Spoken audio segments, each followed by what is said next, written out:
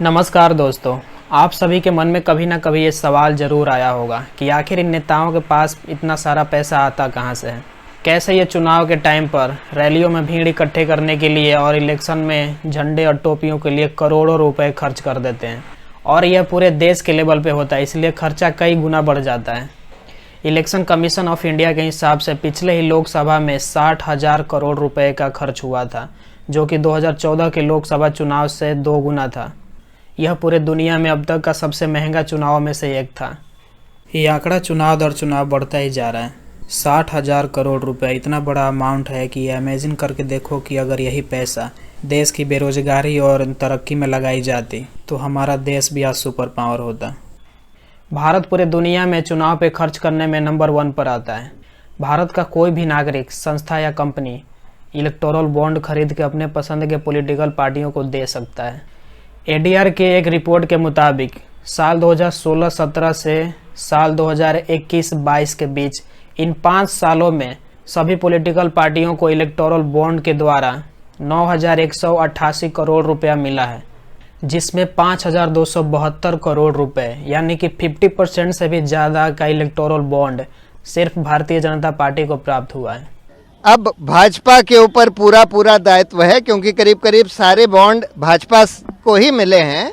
उनको बताना है कि ये एक इलेक्टोरल बॉन्ड, ये 2,000 करोड़ के इलेक्टोरल बॉन्ड किन कंपनियों ने उनको दिए, और फिर ये राज खुलेगा कि इन कंपनियों को क्या क्या फायदा भाजपा सरकार से मिला।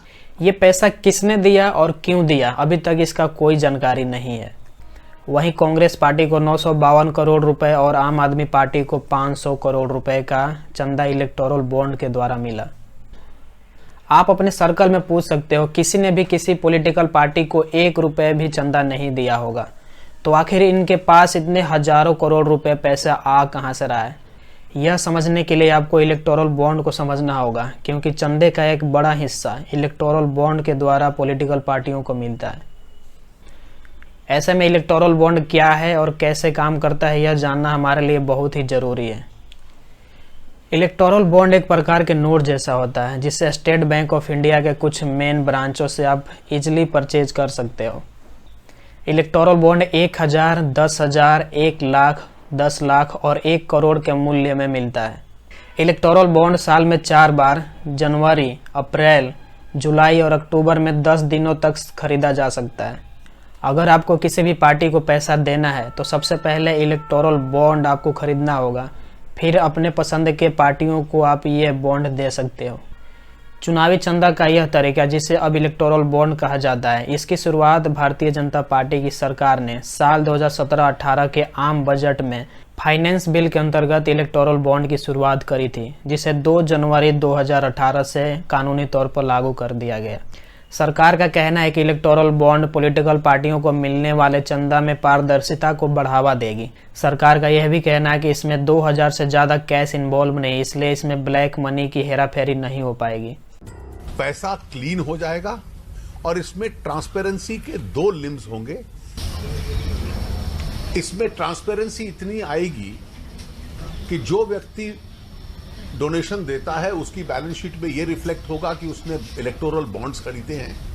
स्वाभाविक है किसी न किसी राजनीतिक दल को दिए होंगे, किसको दिए होंगे इसकी जानकारी नहीं होगी। तो चलिए इलेक्टोरल बॉन्ड स्कीम को समझने की कोशिश करते हैं। इस योजना के लागू होने के बाद आप 2,000 से ज़्यादा किसी पार्टी को पैसा कैश में नहीं दे सकते।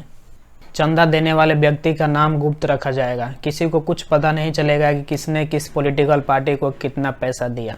इस योजना के तहत चंदा देने का कोई लिमिट नहीं है। आप चाहो तो 100 करोड़, 1,000 करोड़, 10,000 करोड़ भी किसी पार्टी को पैसा दे सकते हो, बशर्ते इलेक्टोरल बॉन्ड खरीदने के लिए आपका अकाउंट SBI में KYC रजिस्टर्ड होना जरूरी है।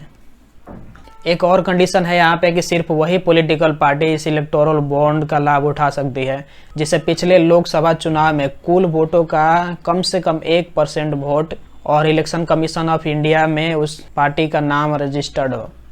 इसमें कोई फर्जी व्यक्ति राजनीतिक दल रजिस्टर करवा के पॉलिटिकल पार्टी ना बना पाए।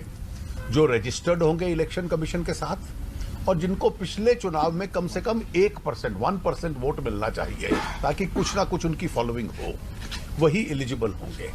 अब सवाल यह आता है कि 2017 से पहले पार्टियों को चंदा मिलता कैसे था, और क्या सच में हमें इलेक्टोरल बॉन्ड की जरूरत थी, या केंद्र में स्थित रूलिंग पार्टी अपने फायदे के लिए यह योजना लाई है। सरकारी एजेंसियां और विपक्ष के कई सारे पार्टियों ने इस योजना के खुलकर विरोध किया है। 2017 से पहले किसी पार्टी को 20,000 रुपये से ज़्यादा का चंदा मिलने पर इलेक्शन कमीशन ऑफ इंडिया को उसका नाम बताना जरूरी था, जो कि अब नहीं है। 2017 से पहले दूसरा कंडीशन यह था कि सिर्फ वही कंपनी या एनजीओ किसी पार्टी को चंदा दे सकती थी जो पिछले 3 सालों से अस्तित्व में हो, और वह पिछले 3 वर्षों का एवरेज प्रॉफिट का 7.5% ही पैसा किसी पार्टी को दे सकता था, जिसे अब इस लिमिट को हटाकर अनलिमिटेड कर दिया गया है। कि कोई भी कंपनी पॉलिटिकल पार्टियों को जो चंदा देना चाहती हैं वो अपने प्रॉफिट के 7.5% से ज़्यादा नहीं दे सकती। तो ये जो 7.5% की लिमिट थी, ये इलेक्टोरल बॉन्ड के संदर्भ में जो लॉ में तब्दीलियां की गई हैं उसमें ये लिमिट हटा दी गई है। दूसरी एक कंपनी लॉ में ये बात थी कि अगर कंपनी कोई किसी पॉलिटिकल पार्टी को पैसे देती है तो उसको बताना पड़ता था कि कितने पैसे दिए और किस पॉलिटिकल पार्टी। अब कोई कंपनी जितना चाहे उतना पैसा किसी पार्टी को दे सकता है।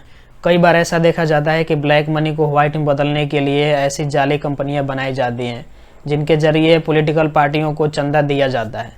इस लिमिट को हटाने का दूसरा सबसे बड़ा नुकसान ये है कि अगर कोई भी कंपनी हजारों करोड़ रुपए का चंदा किसी पार्टी को दे दे और उसकी पार्टी की सरकार बनने के बाद सारा सरकारी कॉन्ट्रैक्ट रेलवे से लेकर एयरपोर्ट तक उसी कंपनी को मिलेगा। जैसे कोई कंपनी पिछले कई वर्षों से लगातार घाटे में चल रही हो और उसके द्वारा किसी पार्टी को करोड़ों रुपए चंदा दिया जा रहा है। इसका मतलब क्या हो सकता है? दरअसल इलेक्टोरल बॉन्ड स्कीम भारतीय संविधान के 5 बड़े कानूनों में संशोधन करके लाया गया।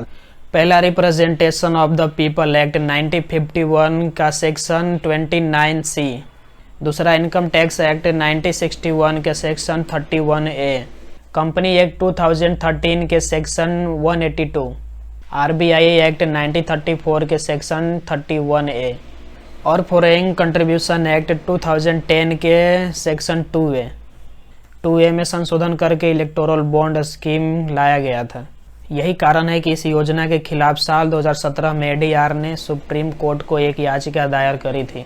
ADR एक सरकारी संस्था है, इनका काम लोकतंत्र को मजबूत बनाना है। जैसे कि जो नेता चुनाव लड़ रहा है उस पर कोई केस तो नहीं चल रहा है और पार्टियां अपनी चंदा इलेक्शन कमीशन ऑफ इंडिया को सही बता रहे हैं कि नहीं। ADR ने इस पर आरोप लगाते हुए कहा है कि इलेक्टोरल बॉन्ड के द्वारा मिलने वाले चंदे में चंदा देने वाले व्यक्ति का नाम गुप्त रखा जा रहा है, जो कि representation of the people act 1951 के धारा 29A का उल्लंघन करता है, जिसमें भारत का हर एक आम आदमी और मीडिया को सरकार के नीतियों को जानने और सरकार से सवाल पूछने का हक प्रदान करता है। इस पर बीजेपी के नेताओं का यह कहना है कि एक आम नागरिक को यह जानने का कोई हक नहीं है कि किस पार्टी को कितना पैसा मिला और कहां से मिला। ADR ने यह भी आशंका जताई है कि इलेक्टोरल बॉन्ड भारत में सिर्फ SBI जारी करता है, जो कि एक सरकारी बैंक है। ऐसे में इलेक्टोरल बॉन्ड खरीदने वाले व्यक्ति का पूरा डिटेल्स SBI के पास मौजूद रहता है। इसलिए शक ये है कि सरकार इस डेटा का गलत उपयोग कर सकता है। ADR का यह भी कहना है कि कंपनी एक्ट 2013 के अनुसार सिर्फ वही कंपनी किसी पार्टी को पैसा दे सकती थी जो पिछले 3 सालों से अस्तित्व में हो और अपने प्रॉफिट के सिर्फ 7.5% ही पैसा किसी पार्टी को दे सकती थी। ट्रांसपेरेंसी लाई जाएगी तो ये जो इलेक्टोरल बॉन्ड है इससे ट्रांसपेरेंसी तो जो थी वो भी ख़त्म हो जाएगी। वो किस तरह ख़त्म हो जाएगी कि भाई किस कंपनी ने किस पार्टी को दिया ये तो हमें पता ही नहीं लगेगा। यही तो जानना था। और ट्रांसपेरेंसी का मतलब क्या था? ADR ने इस पर सीधा आरोप लगाया है कि इस स्कीम से ब्लैक मनी को बढ़ावा मिलेगा और विदेशी कंपनी जो भारत में रजिस्टर्ड हैं उन्हें भारतीय पॉलिटिक्स में योगदान देने के लिए खुली छूट देता है। ADR ने सरकार पर सवाल उठाया है कि जो कंपनियां पिछले कई सालों से लगातार घाटे में चल रही हैं वो कंपनियां किसी पार्टी को करोड़ों रुपए चंदा कैसे दे रही हैं। कोई भी कंपनी पॉलिटिकल पार्टियों को जो चंदा देना चाहती हैं वो अपने प्रॉफिट के 7.5% से ज़्यादा नहीं दे सकती। तो ये जो 7.5% की लिमिट थी, ये इलेक्टोरल बॉन्ड के संदर्भ में जो लॉ में तब्दीलियां की गई हैं उसमें ये लिमिट हटा दी गई है। दूसरी एक कंपनी लॉ में ये बात थी कि अगर कंपनी कोई किसी पॉलिटिकल पार्टी को पैसे देती है तो उसको बताना पड़ता था कि कितने पैसे दिए और किस पॉलिटिकल पार्टी को। साल 2018 में इस योजना के खिलाफ एक और याचिका कम्युनिस्ट पार्टी ने सुप्रीम कोर्ट में दायर करी। कम्युनिस्ट पार्टी ने यह आरोप लगाया है कि यह योजना सिर्फ सत्ताधारी पार्टियों को लाभ पहुंचाती है। साल 2018 से 19 के बीच इन एक सालों में इलेक्टोरल बॉन्ड के द्वारा 95% बॉन्ड सिर्फ भारतीय जनता पार्टी को मिला है। इनका कहना है कि यह योजना सीधे तौर पर भारतीय जनता पार्टी को लाभ पहुंचाती है। You add the money received by all other political parties and then you compare that to what the BJP received, the BJP is 3 times higher. इतना बड़ा बेनामी धन किसी पार्टी के खाते में आ जाए तो हमें अब स्पष्ट तौर पे समझ में आ रहा है कि काला धन कैसे सफेद होता है। जो राहुल जी कहते हैं कि वो फेयर एंड लवली स्कीम है, तो ये फेयर एंड लवली स्कीम का एक ज्वलंत उदाहरण है कि एक पार्टी के खाते में ये सारा पैसा जाता है और सफेद हो जाता है।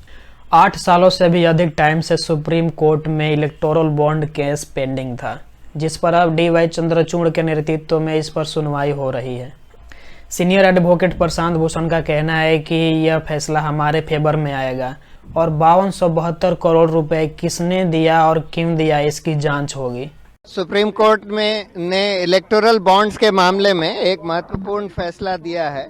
अब महत्वपूर्ण सवाल ये है कि क्या भाजपा, जिनको करीब करीब सारे इलेक्टोरल बॉन्ड मिले हैं 95%, क्या ये इलेक्शन कमीशन को बताएगी कि किन कंपनियों ने ये करीब 2000 करोड़ से ज़्यादा के इलेक्टोरल बॉन्ड भाजपा को दिए, किन कंपनियों ने उनको दिए, और फिर ये राज खुलेगा कि इन कंपनियों को क्या क्या फ़ायदा भाजपा सरकार से मिला।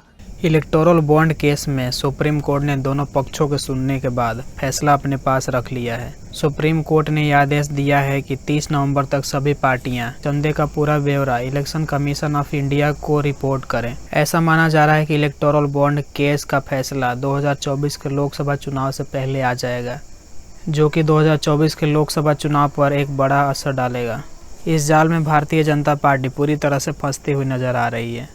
पहले और अब के चुनावी फंड को देखने के बाद यही लगता है कि कोई भी पार्टी इसे पूरी तरह से पारदर्शी नहीं बनाना चाहती। ब्रिटेन, फ्रांस, ऑस्ट्रेलिया और जर्मनी जैसे कई यूरोपीय देशों में चुनाव सरकारी खर्चे पे होती हैं और चुनावी फंडिंग को लेकर रूल्स पूरी तरह से ट्रांसपेरेंट है। कनाडा जैसे कई देशों में कोई भी व्यक्ति या कंपनी एक फिक्स अमाउंट से ज़्यादा किसी पार्टी को पैसा नहीं दे सकता। कैनेडियन सरकार का मानना है कि राजनीति पूरी तरह से स्वतंत्र होना चाहिए, इस पर पैसे का कोई दबाव नहीं होना चाहिए।